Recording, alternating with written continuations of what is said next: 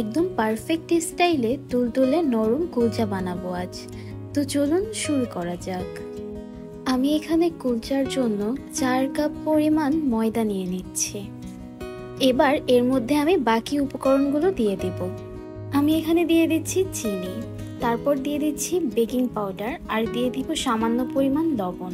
এখন আমি দিয়ে দেব এতে টক দই, তারপর আমি এগুলো ভালোভাবে মাখিয়ে নেব। আমি এখানে কুসুম গরম পানি দিয়ে পুরো ডোটা ভালো করে তৈরি করে ফেলবো।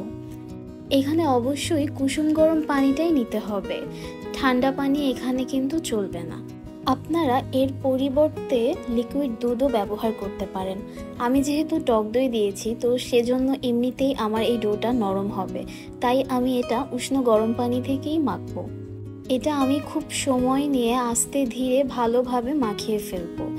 আর একদমই তুলতুল করে মাখলে হবে না, কারণ এতে যেহেতু টক দই আছে একটু পর এমনিতেই এটা একটু পানি ছেড়ে দিবে।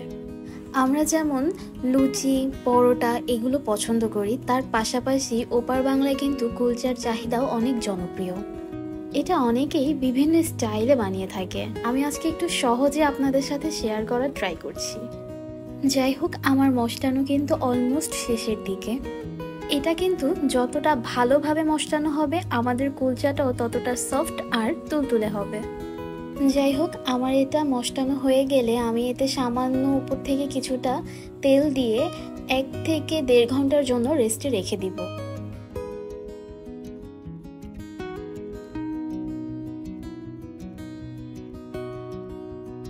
দেখুন এটা কতটা ফুলে গিয়েছে।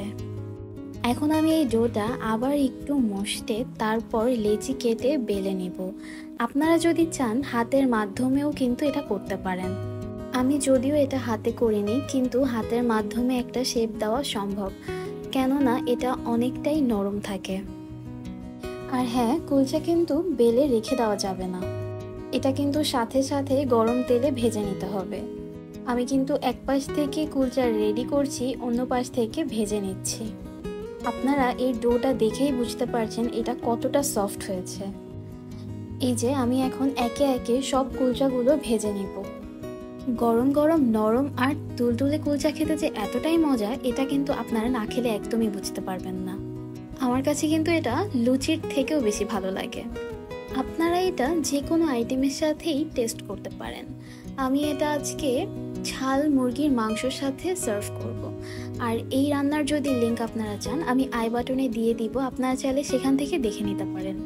তো তৈরি হয়ে গেল খুব সহজ একটি রেসিপি, ওপার বাংলার কুলচা। দেখুন এটা কতটা নরম হয়েছে। আশা করি খুব সহজভাবে আজকে আপনাদের এই রেসিপিটি তৈরি করে দেখাতে পেরেছি। যদি রান্নাটি ভালো লাগে তাহলে অবশ্যই আমার চ্যানেলটি সাবস্ক্রাইব করবেন। সকলে ভালো থাকবেন। আল্লাহ হাফেজ।